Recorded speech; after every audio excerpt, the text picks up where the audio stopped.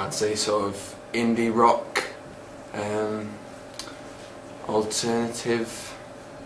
With a pop song, so love pop love, I don't know. I think it fits into like the indie pop sort of genre because of just the general storytelling. An indie pop genre, I think. With, certainly, the band's well known. The song's quite well known. Even I've heard of it, and I think the sort of video fits in with that genre.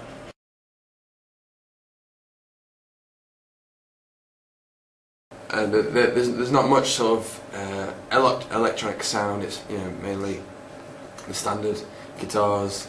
You got your bass, you got your drums. So like the buttoned up shirt to the top, the bomber jackets. As I said, it goes quite well with your song choice because the storyline is quite simple. It's something that it's a universal thing of kind of young love and sort of excitement at the start of a relationship, and it's quite innocent as well. It's not kind of it's not particularly sort of raunchy, thank goodness.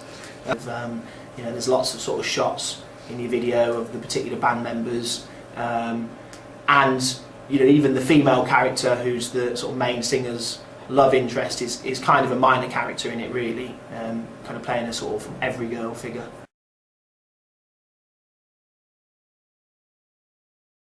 Sort of teens, and then maybe early 20s. So sort of maybe 12, 14-year-olds, simply because of the love story that runs through it. I think it's more towards the teenagers, like between 15 and maybe 19. I would say a younger audience, but people who kind of like perhaps what would be classed as decent indie music. A lot of the themes, a lot of the ideas in there are things that younger people would relate to and would sort of find interesting.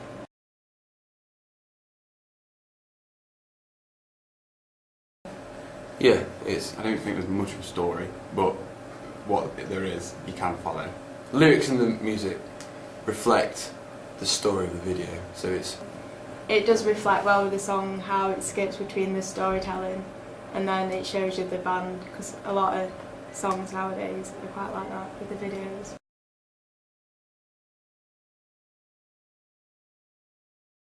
when they're acting and playing guitar and drums, it's not very reflective of how it sounds, how the music sounds. So you've got a guitar solo in there, but it there looks like they're just randomly strumming. For me, there needs to be a much clearer story going through it. So to me, it's a seemingly random collection of snippets of a very childish relationship between two people who have never actually looked at each other. So I think improvements would be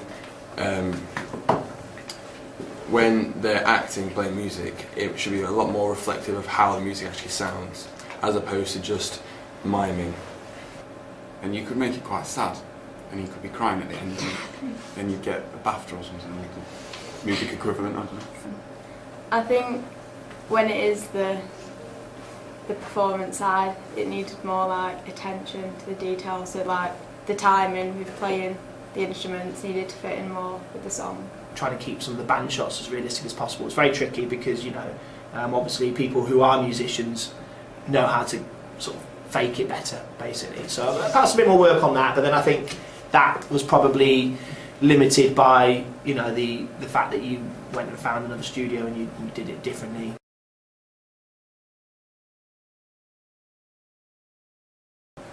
I think it would fit in the genre that you're,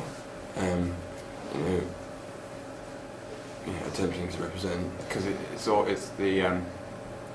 although I think other music videos do have more of a story, I'd say. But yeah, I think it is quite a generic boy band video.